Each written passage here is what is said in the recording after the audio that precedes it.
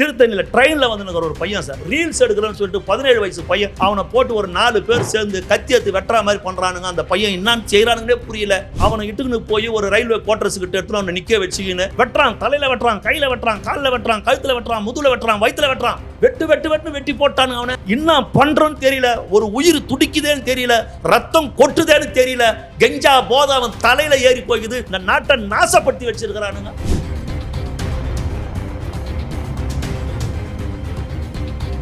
அப்போ அந்த செவிலியர்கள் பண்ணி நிரந்தரம் கேட்டு போராட்டம் செய்தப்போ இதே ஸ்டாலின் என்ன சொன்னாரு? செவிலியர்கள் எல்லாம் கடவுளுக்கு சமமானவங்க. ஒரு மருத்துவர் ஒரு மருத்துவரே எல்லாத்தையும் நடத்த முடியுமா? செவிலியர்களாக மருத்துவர்களால் எல்லாம் செய்ய முடியுமா? நீ சொல்லாததை நாங்க கேட்கல. நீ சொன்னியே நான் ஆட்சிக்கு வந்தால் உங்களுக்கு எல்லாம் பண்ணி நிரந்தரம் சொன்னீங்களே, செஞ்சீங்களா? அதைத்தான் தளபதி விஜய் கேட்டாரு. சொன்னீங்களே, செஞ்சீங்களா? சம வேலை சம ஊதியம் கொடுத்துட்டீங்களா? தூய்மை பணியாளர்கள் கொடுத்தீங்களா? வந்த நோய்க்கு மருத்துவம் பார்க்கறான் சார் டாக்டர். அந்த நோய் வராம இருக்கிறதுக்கு கீழே இறங்கி வேலை பார்க்கறான் சார். நம்மளுக்கு மனசாட்சி இல்ல. நம்மளே மூக்க மூடிக்கின்னு போவோம். அவங்க எல்லாம் இறங்கி அவ்வளவு வேலை பார்த்தாங்க. அவங்களுக்கு ஒரு ஊதியம் இருக்குதா? அவர்களுக்கு என்ன மாற்று ஏற்பாடு பண்ணீங்க? நான் டிஃபன் கொடுத்துட்டேன் காலையில. ஏன்னா நீ புழுத்து போன இட்லியும் புழுத்து போன பொங்கலும் வேணும், ஊசி போன சாம்பார் சோறா வேணும். பிச்சை போடுறியா அவங்களுக்கு? நீங்க தானே சொன்னீங்க போன தேர்தல் அறிக்கையில இதெல்லாம் நிறைவேற்றிட்டீங்களா? அப்ப ஆசிரியர் போராடுறான், தூய்மை பணியாளர் போராடுறான், செவிலியர் போராடுறான். பழைய ஓய்வூதிய திட்டம் இன்னும் அண்ணாச்சி, மு.க. ஸ்டாலின் அண்ணாச்சி, பழைய ஓய்வூதிய திட்டம் என்னாச்சு அப்படின்னு அரசு ஊழியர் போராடுறான். எதை பத்தியும் கவலைப்படாத. நீ திருப்பூர்ல போய் உட்கார்ந்து மகளிர் மாநாட்டில் பிட்டில் வாசிச்சுன்னு உன் தங்கச்சி சகோதரிய கனிமொழியை வச்சுக்கின்னு அந்த அம்மா வந்து ஒரு பெரிய ஒரு மகளிர் கூட்டத்தை கூட்டிட்டேன்னு அரசு பள்ளி மாணவர்களுக்கு லேப்டாப் கொடுத்தாங்க. அந்த திட்டத்தை நிறுத்திட்ட. ஜனவரியில இருந்து இப்போ திரும்ப அறிவிச்சிருக்காங்க. ஏங்க தேர்தல் வரும்போதா? சாவர காலத்துல சங்கராவா? கண்ணு போற நேரத்துல சூரிய நமஸ்காரமா? 5 வருஷம் ஆட்சி போச்சு, கவர்மெண்ட் முடிய போது இப்போ வந்து லேப்டாப் கொடுக்குறேன்ற. அதுவும் கல்லூரி மாணவர்களுக்கு. ஏன் கல்லூரி மாணவர்கள் தான் ஓட்டு இருக்குதா? அமைச்சர் மா சுப்பிரமணியம் சொல்லியிருக்கிறார், திமுக ஆட்சிக்கு வந்ததுக்கு அப்புறம் போதைப் பொருட்களை கட்டுப்படுத்தி இருக்கிறோம், போதை இல்லா மாநிலமாக தமிழ்நாட்டை உருவாக்கி இருக்கிறோம். அது 26 ஜனவரியில் சொல்லியிருந்தாருன்னு அந்த வருஷத்துல சிறந்த ஜோக்கா இருக்கும். அவர் 25 சொல்லுவேன், இது இந்த வருஷத்துல சிறந்த ஜோக். சொன்ன ஆட்சி அதிகாரத்தில் இருப்பவர்கள் சரியாக இருந்தால் இது போன்ற தவறுகள் நடக்காது. அந்த மாற்றம் தமிழக வெற்றி கழகத்துடைய தலைவர் தளபதி விஜய் அவர்களால் தான் முடியும் என்று மக்கள் ஒட்டுமொத்தமாக நம்புகிறார்கள். அது 2026 கண்கூட எல்லாரும் பார்ப்பீங்க. பிஜேபி இந்த பயங்காட்டுற வேலை எல்லாம் வேண்டாங்க. தமிழ்நாட்டில் பிஜேபி கிடையாதுங்க. நடக்கிறது நாடாளுமன்ற தேர்தல் கிடையாது, சட்டமன்றத்துக்கான தேர்தல். திமுகவா தாவேகாவா தான் களம். இவரால் தான் திமுக எதிர்க்க முடியும். திமுகவை கடுமையாக எதிர்க்கக்கூடிய நபர் இன்றைக்கு விஜய் அவர்கள் தான் அப்படின்றத ஒட்டுமொத்தமா புரிஞ்சுக்கணும். இனி அடுத்து 25-30 வருஷம் விஜய்க்கான காலம். இது விஜய்க்கான யுகம். அடுத்து 25-30 வருஷம் தமிழ்நாட்டு அரசியல் இல்ல, இந்திய அரசியலையே தளபதி விஜய் அவர்கள் தான் தீர்மானிப்பார்.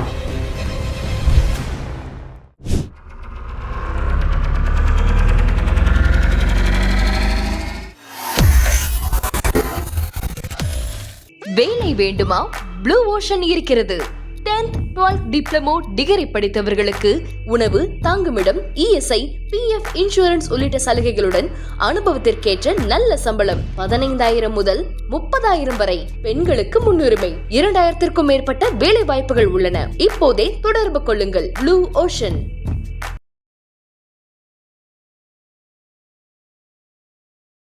ஐத்தமிழர்கள் அனைவருக்கும் அன்பு வணக்கம். இன்றைய சிறப்பு நேர்காணலில் நம்மோடு இணைந்திருக்கிறார் அரசியல் விமர்சகர் திரு ஓட்டேரி ஜெயக்குமார் அவர்கள். அவரிடம் தற்போது பேசுபொருளாக இருக்கிற சில முக்கியமான அரசியல் விவகாரங்கள் குறித்து உரையாட இருக்கிறோம். பேசலாம். வணக்கம் சார். வணக்கம் சார். இப்போது இன்னைக்கான ஒரு முக்கியமான டாப்பிக்காக வந்து விஜய் அவர்களுக்கு ராஜபக்ஷ அவர்களுடைய மகன் அவர் வந்துட்டு ஒரு வாழ்த்து தெரிவித்தார். ஆக்சுவலி அவர் சொன்னது என்னவோ ஒரு நாள் முன்னாடியே சொல்லிட்டாலும் கூட அது இப்போ ரொம்ப கவனம் பெற்றுக்கிட்டு வருது. ஒரு தமிழினத்திற்கு எதிராக செயல்பட்ட ஒருத்தரோட பையன், இந்த குடும்பமே அப்படி தான் செயல்பட்டுச்சு. அந்த குடும்பத்தை சேர்ந்த ஒருத்தர் விஜய்க்கு வந்து வாழ்த்து சொல்கிறாப்புல அப்படின்னு யார் சொல்கிறது? இல்லை, இப்படியாப்பட்ட பார்வைகள் இப்போ நாம் தமிழர் கட்சியாக இருக்கட்டும், இல்லைம்மா இது மாதிரி எதிராக இருக்கிறவங்க, ஏன்னா குறிப்பாக அவங்க தான். ஸோ அவங்களாம் இந்த குற்றச்சாட்டுகளை முன் வச்சுட்ருக்கிறாங்க. இது முழுக்க தாவேகாவுக்கு ஒரு மிகப்பெரிய கெட்ட பெயரை ஏற்படுத்த ஆரம்பிச்சிருக்கு. அப்படின்னு அவங்களோட நெருக்கமா அப்படின்னு உங்களுடைய கற்பனை? கேள்விகள் சமூக வலைதளங்கள்ல முன்வைக்கப்படுற கேள்விகள், அதை நான் கேட்கிறேன். இல்ல சார், இப்போ யாரோ ஒருத்தர் ஏதோ ஒரு வாழ்த்து சொல்றாரு. அவர் தான் சொல்லியிருக்கிறார். இவர் அவர்கிட்ட பேசல. அவர் வந்து வாழ்த்து சொல்றாரு. அவர் சொல்றாருன்னா இவர் வந்து கச்சத்தீவு விஷயத்தை இவர் பேசுறாரு. இவர் கச்சத்தீவு விவகாரத்தை இவர் பேசின உடனே அவங்க வந்து உடனே அந்த அதிபரே கச்சத்தீவுக்கு ஓடுறாரு.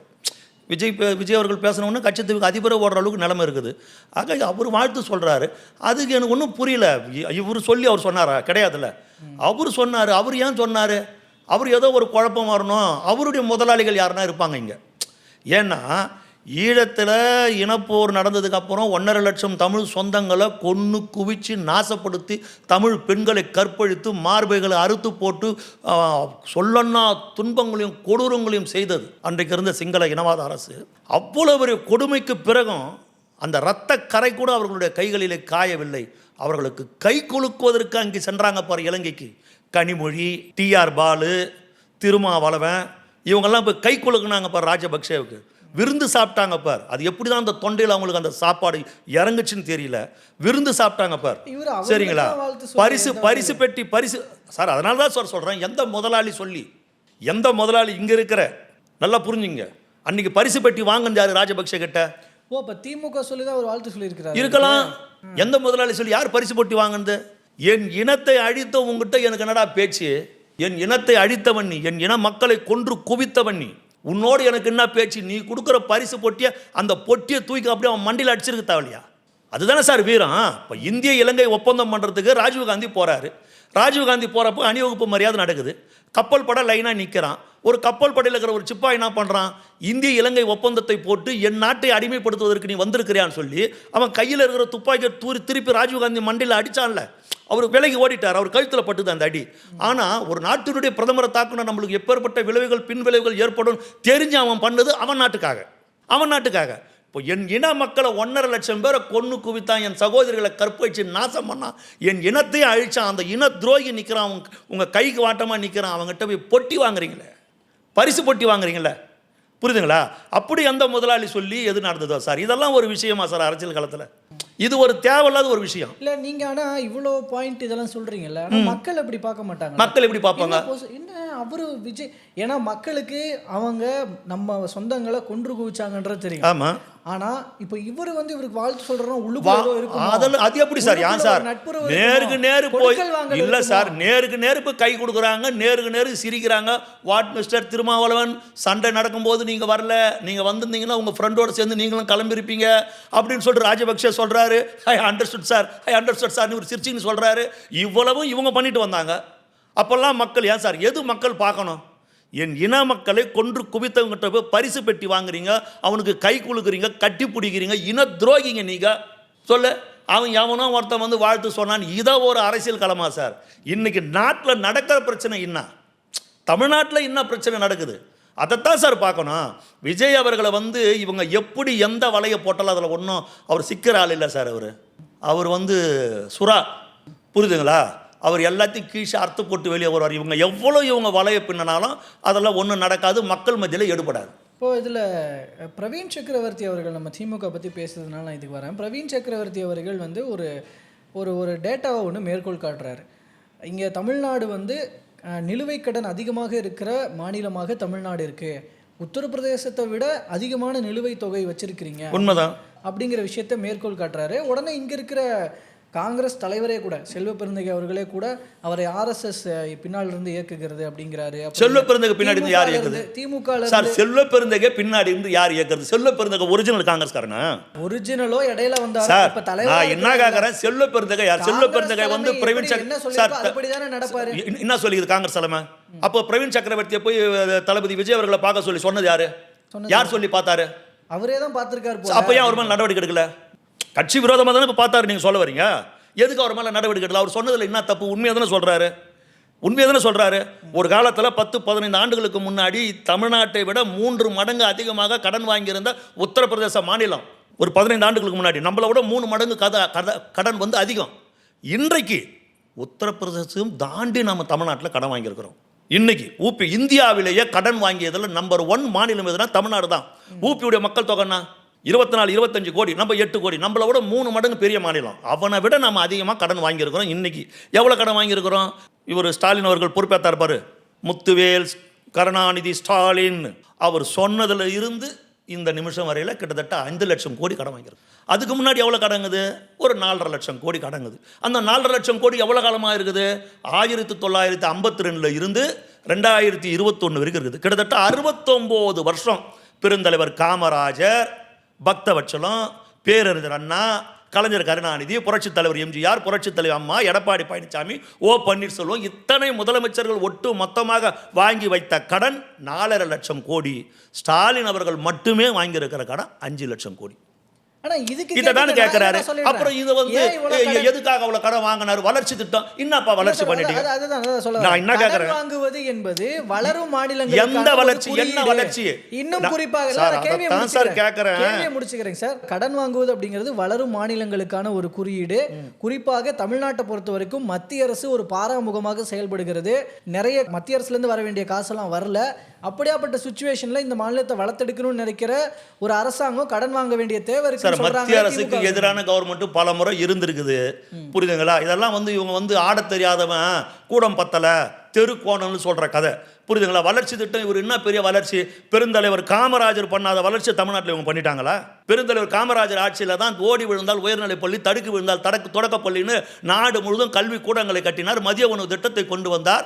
எண்ணற்ற தொழிற்சாலைகள், ஆவடி டேங்க் ஃபேக்டரி, பிலிம் தொழிற்சாலை, இன்னும் எண்ணற்ற தொழிற்சாலைகளை கட்டியவர் பெருந்தலைவர் காமராஜர். எத்தனையோ அணைகளை கட்டியவர் பெருந்தலைவர் காமராஜர். இந்த மாநிலத்துடைய வளர்ச்சிக்கு அடித்தளமிட்டவர் காமராஜர். சத்துணவு தந்திட்ட சரித்திர நாயகன் புரட்சித் தலைவர் எம்ஜிஆர். அவங்களாம் வளர்ச்சி திட்டம். அப்போல்லாம் ஒரு வளர்ச்சியை நோக்கி இந்த நாடு போயிடும். நான் கேட்குறேன், இப்போ தமிழ்நாட்டில் இப்போ ஸ்டாலின் முதலமைச்சர் 5 லட்சம் கடன் வாங்கி ரோடெல்லாம் சரியாக போயிட்டாரா? போட்டாச்சா ரோடெல்லாம்? இத்தனை 1000 கோடி, 4000 கோடி, 5000 கோடி ஒதுக்கி சென்னையில் மழை பெஞ்சா சென்னையில் தண்ணி நிற்கிறது இல்லையா? மோட்டர் போட்டு எடுத்து இந்த தெருவில் இருக்கிற தண்ணி எடுத்து அந்த தெருவில் விடுறீங்க, அந்த தெருவில் ஒரு மோட்டர் போட்டு அடுத்த தெருவில் விடுறீங்க. ஏன்டா 50 மோட்டர் வாங்குறதுக்கு 4000 கோடியா? சொல்லுங்க, என்ன வளர்ச்சி நடந்தது? ஒரு பள்ளிக்கூடத்தில் படிக்கிற பையன், 7ஆம் வகுப்பு படிக்கிற பையன் குழந்தை சாப்பிட்றதுக்கு உட்காரான், அந்த குழந்தை தலைமையில் அந்த ஸ்கூல் செவுறு விழுது சார். அந்த பள்ளிக்கூடத்துடைய செவுறு அந்த குழந்தை தலைமையில் விழுந்து அந்த குழந்தை நசுங்கி சாவுது. இவங்களுடைய ஆட்சியில் இந்த அக்கிரமம் இவ்வளோ அநியாயம் பண்ணினுக்கிறாங்க. வளர்ச்சி எத்தனை ஆயிரம் தொழிலாளர்களுக்கு, எத்தனை ஆயிரம் இளைஞர்களுக்கு, இவங்க படித்த இளைஞர்களுக்கு வேலை வாய்ப்பு இருக்குது. மாவட்ட வேலைவாய்ப்பு அலுவலகத்தில் பதிவு செய்து பல லட்சம் பேர் காத்துனுங்கிறான் சார். இன்னைக்கு வேலை வரும், நாளைக்கு வேலை வரும்னு கொட்டுகிற பணியில் செவிலியர்கள் போராடுறாங்க. செவிலியர்கள் போராட்டம் நடத்தி கொண்டிருக்கிறார்கள். கொரோனா காலத்தில் ஒருத்தன் சொந்த பந்தம் கூட கை கொடுத்துக்க பயந்தான் சார். கை கொடுக்கல சார். கை கொடுப்பது தான் நாகரிகம் என்பதை மறந்து போய் தொலைவில் இருந்து எல்லாம் உலக நாட்டுக்கு வணக்கத்தை சொல்லி கொடுத்தம்பார். தமிழனுடைய பாரம்பரியம், தமிழனுடைய கலாச்சாரம் உலகம் முழுவதும் பரவி வணக்கம் சொல்லலாம். கை கொடுத்துக்கல கொரோனா நேரத்தில். அந்த நேரத்தில் அந்த கொரோனாவால் பாதிக்கப்பட்டவர்களுக்கு கிட்ட இருந்து சிகிச்சை அளித்தவர்கள் யார்? இந்த செவிலியர்கள் இல்லையா? தங்களுடைய உயிரை பொருட்படுத்தாம. அப்போ அந்த செவிலியர்கள் பண்ணி நிரந்தரம் கேட்டு போராட்டம் செய்தப்போ இதே ஸ்டாலின் என்ன சொன்னார்? செவிலியர்கள் எல்லாம் கடவுளுக்கு சமமானவங்க. ஒரு மருத்துவரே எல்லாத்தையும் நடத்த முடியுமா? செவிலியர்களாக மருத்துவர்களால் எல்லாம் செய்ய முடியுமா? எதையாவது சாதிக்க முடியுமா? ஒரு நோயாளியை காப்பாற்ற முடியுமா? அந்த செவிலியர்கள் போராடி கொண்டிருக்கிறாங்க சார். எங்களுக்கு நாங்கள் கேட்க, நீ சொல்லாததை நாங்கள் கேட்கல. நீ சொன்னியே, நான் ஆட்சிக்கு வந்தால் உங்களுக்கெல்லாம் பண்ணி நிரந்தரம் சொன்னீங்களே, செஞ்சீங்களா? அதைத்தான் தளபதி விஜய் கேட்டார். சொன்னீங்களே, செஞ்சீங்களா? அதை தானே கேட்குறாங்க. அவங்கள எடுத்துன்னு போய் கைது பண்ணி எடுத்துன்னு போய் ஒரு மண்டபத்தில் நிற்க வைக்கிறீங்க. ஒரு மண்டபத்தில், அந்த மண்டபத்தில் இருக்கிற கழிவறையை பூட்டி வைக்கிறீங்க. அந்த பெண்கள் எங்கே போவாங்க இயற்கை உபாதியை கழிக்கிறதுக்கு? இது என்ன இவ்வளோ பெரிய அடக்குமுறை? இடைநிலை ஆசிரியர் போராட்டம் பண்ணுறான். தமிழ்நாட்டில் எங்கே பார்த்தாலும் போராட்டம் ஆகுது. இப்போ கூட நான் வர போராட்டம் நடந்துனுக்குது சேப்பாக்கத்தில். இடைநிலை ஆசிரியர்கள் போராட்டம் பண்ணுறான். என்ன கேட்குறான்? சம வேலை சம ஊதியம் கொடுறான்னா. கொடுத்துட்டீங்களா? 5 லட்சம் கோடி கடன் வாங்கினீங்களே, அவங்களை கொடுத்துட்டீங்களா? சம வேலை சம ஊதியம் கொடுத்துட்டீங்களா? என்ன சொல்றாங்கன்னா, எதிர்க்கட்சிகள் தூண்டி விடுறாங்க அப்படின்னு. ஏங்க, நீங்க தானே சொன்னீங்க இடைநிலை ஆசிரியர்களுக்கு நாங்கள் ஆட்சிக்கு வந்தால் சம வேலை சம ஊதியம். நீங்க சொன்னது சத்தியமா இல்லையா? நீங்க சொன்னீங்களா இல்லையா? சொன்னீங்களே, செஞ்சீங்களா? ஏங்க, என் வாக்குறுதியெல்லாம் மொத்தமே 99% நிறைவேற்றிட்டீங்களே. நீங்க சொன்னீங்களே, செஞ்சீங்களா? ஆசிரியர்களுக்கு நிரந்தரமான பணியை கொடுப்போன்னு சொன்னீங்களா இல்லையா? அவங்களுக்கெல்லாம் கொடுத்துட்டீங்களா? சம வேலை சம ஊதியம் கொடுத்துட்டீங்களா? தூய்மை பணியாளர்கள் கொடுத்தீங்களா? வந்த நோய்க்கு மருத்துவம் பார்க்குறான் சார் டாக்டர். அந்த நோய் வராமல் இருக்கிறதுக்கு கீழே இறங்கி வேலை பார்க்குறான் சார். அந்த கொரோனா நேரத்தில் அந்த மருத்துவ கழிவுகளெல்லாம் வாரினாங்க சார். நம்மளுக்கு மனசாட்சி இல்லை. நம்மளே மூக்க மூடிக்கின்னு போவோம். அவங்கெல்லாம் இறங்கி அவ்வளோ வேலை பார்த்தாங்க. அவங்களுக்கு ஒரு ஊதியம் இருக்குதா? சம வேலை சம ஊதியம் அவங்களுக்கு இருக்குதா? எவ்வளோ கஷ்டப்பட்டாங்க தூய்மை அந்த போராட்டத்தை நசுக்குவதில் தான் நீங்கள் கவனம் செலுத்துக்கிறீங்களே தவிர அவர்களுக்கு என்ன மாற்று ஏற்பாடு பண்ணீங்க? நான் டிஃபன் கொடுத்துட்டேன் காலையில். ஏன்னா நீ புழுத்து போன இட்லியும் புழுத்து போன பொங்கலுமா வேணும், ஊசி போன சாம்பார் சோறா வேணும். இவங்க ஏதோ நீ கொடுக்குற அந்த ஊசி போன சாம்பார் சோறு துணுட்டா வீட்டில் இருக்கிற குழந்தை குட்டிங்கெல்லாம் அவங்களுக்கெல்லாம் பசி போயிடுமா? நீ கொடுக்க வேண்டிய சம்பளம் கொடுத்தா அந்த குழந்தைங்க சாப்பிடுவாங்கல்ல? பிச்சை போடுறியா அவங்களுக்கு? எதுக்காக அவங்களுக்கு இன்னும் பண்ணி நிரந்தரம் கொடுக்கல? சம வேலை சம ஊதியம் கொடுக்கல. உயர்நீதிமன்றம் சொல்லிடுச்சே சம வேலை சம ஊதியம்னு. அதை எதிர்த்து உச்ச நீதிமன்றத்துக்கு ஏன் போனேன்? நீங்கள் தானே சொன்னீங்க போன தேர்தல் அறிக்கையில். இதெல்லாம் நிறைவேற்றிட்டீங்களா? அப்போ ஆசிரியர் போராடுறான், தூய்மை பணியாளர் போராடுறான், செவிலியர் போராடுறான், பழைய ஓய்வூதிய திட்டம் இன்னும் அண்ணாச்சி, மு.க. ஸ்டாலின் அண்ணாச்சி, பழைய ஓய்வூதிய திட்டம் என்னாச்சு அப்படின்னு அரசு ஊழியர் போராடுறான். எல்லாம் தான் நாட்டில் போராடுறான். எதை பற்றியும் கவலைப்படாத. ரோம் நகரம் பற்றி எரிஞ்சப்போ பிட்டில் வாசிச்ச நீரோ மன்ன மாதிரி நீ திருப்பூரில் போய் உட்காந்துன்னு மகளிர் மாநாட்டில் பிட்டில் வாசிச்சுன்னுக்கிற. அங்கே உட்காந்துன்னு உன் தங்கச்சி சகோதரிய கனிமொழியை வச்சுக்கின்னு அந்த அம்மா வந்து ஒரு பெரிய ஒரு மகளிர் கூட்டத்தை கூட்டிட்டேன்னு வெல்லும் பெண்கள் மாநாடு, மகளிர் மாநாடு, வெல்லும் பெண்கள் சொல்லக்கூடாது சார். இங்கே மகளிருக்கான திட்டங்கள் எதுவும் நடத்தப்படலையா என்ன? அவங்களுக்கு அதைத்தான் சார் கேட்குறோம். அவங்களுக்கான ஒரு நிறைய திட்டங்கள் என்ன நிறைய திட்டம் சார்? சார் நான் என்ன கேட்குறேன், இன்னும் நிறைய திட்டம் 1000 ரூபாய்னுவீங்க மகளிருக்கு இலவச மகளிர் சார். 2 தான் சார் சொல்லுவீங்க. ஒன்று 1000 ரூபாய்னுவீங்க. நாங்கள் ஆட்சிக்கு வந்தால் மாதம் 1000 ரூபாய் அனைத்து பெண்களுக்கும் சொன்னீங்களா இல்லையா? அனைத்து பெண்களுக்கும் ஆட்சிக்கு வந்த உடனே கொடுத்தீங்களா? 28 மாதம் கழிச்சு உன் ஆட்சியே 60 மாதம் தான். 5 ஆண்டுகள்ன்றது 60 மாதம் தான். 28 மாதங்கள் வரையில் துவாரத்தையும் மூடிக்கின்னு அமைதியாக இருந்துட்டு 28,000 நஷ்டம் பெண்களுக்கு. ஓட்டு போட்ட பெண்களுக்கு 28,000 போச்சு. 28 மாதம் கழித்து தகுதி உள்ள பெண்களுக்குன்னு சொன்னீங்களா இல்லையா? முதல்ல அனைத்து பெண்களுக்குன்னு சொல்லிட்டு 28 மாதங்கள் கழித்து தகுதி உள்ள பெண்களுக்குன்னு சொன்னீங்க. சரி, அதையாவது மொத்தமாக கொடுத்தீங்களா? தகுதி உள்ள பெண்களுக்குன்னு கொடுத்துட்டு இப்போ தேர்தல் வர்றதால இன்னும் ஒரு 100 நாள் தான் இருக்குது தேர்தல். இன்னும் 2-3 அமாவாசை தான் இருக்குது. இப்போ ஒரு 27 லட்சம் பேர் நான் மீண்டும் சேர்க்குறேன்னு சொல்லிட்டு அதில் ஒரு 17 லட்சம் பேர் கொடுத்துட்டு 10-12 லட்சம் பேர் கொடுக்கல. சரிங்களா? அந்த 1000 ரூபாவை கொடுத்துட்டு அது என்ன பேசுகிறாரு அவர்? இவர் பையன், நம்ம துரைமுருகன் பையன், எல்லாம் வந்து வாங்கிட்டு 1000 ரூபாய் வாங்கிட்டீங்க போலுக்குது. நல்லா பவுடர்லாம் பூசி நிற்கிறீங்க, நல்லா லிப்ஸ்டிக்கெல்லாம் போட்டு நல்லா சந்தோஷமாக சிரிக்கிறீங்க. 1000 ரூபாய் வந்துடுச்சா? ஏண்டா எங்கள் அக்கா தங்கச்சிங்கெல்லாம் தான் 1000 ரூபாய் கொடுத்தது அதில் தான் பவுடர் அடிக்கிறாங்களா? அதில் தான் தலை வர்றாங்களா? யார் வீட்டு பணத்தை எடுத்து கொடுக்குற? அரசாங்கத்துடைய பணம், அரசாங்கத்துடைய வருவாய், மக்களுடைய வரி பணம், எங்களுடைய பணத்தை எடுத்து எங்களுக்கு 1000 ரூபாய் கொடுக்குறேன்ற தாலிக்கு தங்கன்னு அந்த அம்மா சொன்னாங்க, ஜெயலலிதா அம்மா. அந்த திட்டத்தை நிறுத்திட்ட. அரசு பள்ளி மாணவர்களுக்கு லேப்டாப் கொடுத்தாங்க, அந்த திட்டத்தை நிறுத்திட்ட. அதான் ஜனவரியிலேருந்து இப்போ திரும்ப அறிவிச்சிருக்கிறாங்க. ஏங்க தேர்தல் வரும்போதா? பிப்ரவரியில் சாவர காலத்தில் சங்கராவா? கண்ணு போகிற நேரத்தில் சூரிய நமஸ்காரமா? 5 வருஷம் ஆட்சி போச்சு, கவர்மெண்ட்டை முடிய போது இப்போ வந்து லேப்டாப் கொடுக்குறேன்ற. அதுவும் கல்லூரி மாணவர்களுக்கு. ஏன் கல்லூரி மாணவர்கள் தான் ஓட்டு இருக்குதா? +1 +2 மாணவர்களுக்கெல்லாம் கொடுத்தாங்க லேப்டாப்பு. எதுக்கு அதை நிறுத்தின? தாலிக்கு தங்கன்ற 1 சவரம் தங்கம் என்ன வேலை? 1 லட்ச ரூபாயில் 1 சவரம் தங்கம். நீ கல்லூரி பெண்களுக்கு மாதம் 1000 ரூபாய் கொடுத்தா வருஷத்துக்கு 12,000 தானே ஆகுது. 3 வருஷத்துக்கு 36,000 தானே வருது. அந்த 36,000 எங்கே இருக்குது? இந்த 1 லட்ச ரூபாய் எங்கே இருக்குது? 50,000 ரூபாய் கையில் கொடுத்தா பணம் எங்கே இருக்குது? யாரை ஏமாத்துற? ஏமாத்தின்னு மக்களை ஏமாத்தின்னு கோடியாக கொள்ளடிச்சுன்னு உட்காந்து நிற்கிறீங்க. நாங்கள் வந்து பெண்களுக்கு என்ன செஞ்சுட்டீங்க? பெண்களுக்கெல்லாம் பாதுகாப்பாக இருக்கிறாங்களா தமிழ்நாட்டில்? எல்லா பெண்களுக்கும் பாதுகாப்புக்குதா? இளைஞர்களுக்கு பாதுகாப்புக்குதா? நேற்று எப்பேற்பட்ட கொடுமை ஒரு 2 நாளைக்கு முன்னாடி நடந்தது திருவள்ளூரில். திருத்தணியில் ட்ரெயினில் வந்து ஒரு பையன் சார், எந்த ஒரு பிரச்சனையும் கிடையாது. ரீல்ஸ் எடுக்கிறேன்னு சொல்லிட்டு 17 வயசு பையன், அவனை போட்டு ஒரு 4 பேர் சேர்ந்து கத்தி எடுத்து வெட்டுற மாதிரி பண்ணுறானுங்க. அந்த பையன் என்னான்னு செய்கிறானுங்கன்னே புரியல. இன்னாடான்னு தடுக்கிறான். அவனை இட்டுக்குன்னு போய் ஒரு ரயில்வே குவார்ட்டர்ஸுக்கிட்ட எடுத்துன்னு அவனை நிற்க வச்சுக்கின்னு இப்படி ஒருத்தன் மண்டையில் வெட்டுறான், ஒருத்தன் வீடியோ எடுக்கிறான், ஒருத்தன் காலில் வெட்டுறான், ஒருத்தன் அந்த குழந்தை துடிக்குது அந்த குழந்தை. வெட்டுறான், தலையில் வெட்டுறான், கையில் வெட்டுறான், காலில் வெட்டுறான், கழுத்தில் வெட்டுறான், முதுகில் வெட்டுறான், வயிற்றில் வெட்டுறான். வெட்டுன்னு வெட்டி போட்டானுங்க அவனை சிரிச்சுக்கின்னு. என்ன பண்ணுறோன்னு தெரியல, ஒரு உயிர் துடிக்குதேன்னு தெரியல, ரத்தம் கொட்டுதேன்னு தெரியல. கெஞ்சா போதை அவன் தலையில் ஏறி போகுது. இந்த நாட்டை நாசப்படுத்தி வச்சிருக்கிறானுங்க. எங்கே பார்த்தாலும் கெஞ்சா, பவுட்ரு, ஊசி, போதை. இன்னைக்கு அமைச்சர் மா சுப்பிரமணியம் சொல்லியிருக்கிறாரு, திமுக ஆட்சிக்கு வந்ததுக்கு அப்புறம் போதைப் பொருட்களை கட்டுப்படுத்தி இருக்கிறோம், போதை இல்லா மாநிலமாக தமிழ்நாட்டை உருவாக்கி இருக்கிறோம். அது 26 ஜனவரியில் சொல்லியிருந்தாருன்னு அந்த வருஷத்தில் சிறந்த ஜோக்காக இருக்கும். அவர் 25 சொல்லுவேன், இது இந்த வருஷத்தில் சிறந்த ஜோக்கு மா சுப்பிரமணியம் சொன்னது. ஏங்க உங்களுக்கெல்லாம் நான் என்னங்க சொல்கிறது? நீங்கள்லாம் நான் எதனா கோவம் ஆத்திரம் தாங்க வருது. காலையில் 6 மணிக்கெல்லாம் டாஸ்மாக் கடையை திறந்து 24 மணி நேரம் டாஸ்மாக் கடையில் சரக்கு ஓடின்னு இருக்குது. பசங்க எங்கே பார்த்தாலும் கெஞ்சா அடிச்சுன்னு இருக்கிறாங்க. கெஞ்சா சர்வ சாதாரணமாக கிடைக்குது. ஒரு வருங்கால சந்ததியே நாசமாக இருக்குது. இப்படிதான் சொல்ற எதிர்க்கட்சிகள் எங்க கிடைக்குதுன்னு சொல்லுங்க, அந்த இடத்த காட்டுங்க, நாங்க போய் ஆக்ஷன் எடுக்கிறோம். இது போலீஸுக்கு தெரியாதா சார்? எவன் சொல்றானோ அவனையும் சொல்லி விட்டுறது. அவன் ஏன் சும்மா இருக்கிறான் சொன்னவன்? புரியுதுங்களா? போலீஸுக்கு தெரியாதா? எங்க கஞ்சா போலீஸுக்கு தெரியாத கஞ்சா விற்க முடியுமா? போலீஸுக்கு தெரியாத சரக்கு ஓட்ட முடியுமா? போலீஸுக்கு தெரியாத பவுடர் விற்க முடியுமா? போலீஸுக்கு தெரியாத ஜர்தா, அந்த பான் பராக் ஜர்தா இதெல்லாம் விற்க முடியுமா? அவங்களுக்கு தெரியாது எதுவுமே இல்லையே சார். நான் காவல்துறை தப்பாக சொல்லலை. ஒழுங்காக நேராக மந்தையாக செல்லுகிற ஆடுகள் எல்லாம் திசை மாறி வெவ்வேறு பாதையில் செல்லுகிறது என்று சொன்னால் மேய்ப்பவன் சரியில்லை என்று பொருள்.